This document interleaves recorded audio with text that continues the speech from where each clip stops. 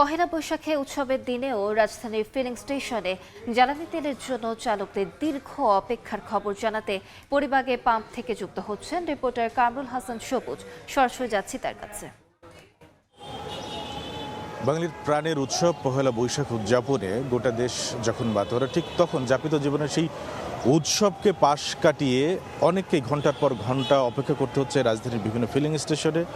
সেই জীবন বাস্তবতার সে জীবন বাস্তবতা রয়েছে, সেই খবর জানাতে আমরা এখন রয়েছি পরিবাগের একটি ফিলিং স্টেশনে। এখানে সকাল 8টা থেকে তেল দেওয়া শুরু হয়েছে, কিন্তু আমরা অনেক চালকের সাথে কথা বলেছি যারা রাত 3:30-3টার পর থেকে লাইনে অপেক্ষা করছিলেন, এবং তারা যখন তেল পাচ্ছেন ঘন্টার পর ঘন্টা অপেক্ষা করে, সেটি যেন তাদের বড় একটি পাওয়া হয়ে দাঁড়াচ্ছে। আজকে ছুটির দিনে তারা তেল নিতে এসেছেন, কারণ অন্যান্য কর্মদিবসে তাদের জন্য লম্বা সময় অপেক্ষা করার সুযোগ থাকে না।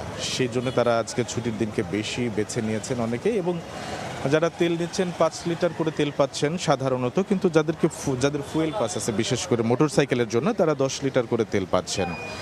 এবং যে প্রাইভেট কার রয়েছে সেগুলো 10 লিটার, এবং এসইউভি, জিপ এবং মাইক্রোবাস সেগুলো পাচ্ছে 20 থেকে 25 লিটার করে। এখানে যে সুশৃঙ্খলভাবে তেল দেওয়া হচ্ছে একমুখী লাইনে, এখানে কোনো ধরনের কেউ যখন বিশৃঙ্খলা তৈরি করার চেষ্টা করছে কিংবা বিপরীত মুখ থেকে এসে তেল নেওয়ার চেষ্টা করছে, সেটা কোনোভাবেই নিতে দেওয়া হচ্ছে না। অর্থাৎ এখানে সুশৃঙ্খলভাবে অপেক্ষা করেই নিতে হচ্ছে, এবং যে লম্বা লাইনে অপেক্ষা করতে হচ্ছে সেটি এখন পর্যন্ত যারা এই পাম্প পর্যন্ত পৌঁছেছেন তাদের বক্তব্য যে যারা এখনো লাইনের হতে শেষ দিকে আছে তারা হয়তো দিন শেষে তেল পাবে, এরকম একটি নিশ্চয়তা আছে। কিন্তু কতক্ষণ পরে তারা পাবে, কতক্ষণ অপেক্ষা করতে হবে, সেই বাস্তবতাটা আসলে তাদেরকে ঘন্টার পর ঘন্টা অপেক্ষা করেই দেখতে হবে, মানতে হবে, এবং শৃঙ্খলা মেনেই আসলে তাদেরকে তেল নিতে হবে। তো রাজধানীর ফুয়েল পাম্পের যে দীর্ঘ অপেক্ষা করে চালকরা তেল নিচ্ছেন, সেই খবর ছিল এখনো মতো এটুকুই আমার কাছে।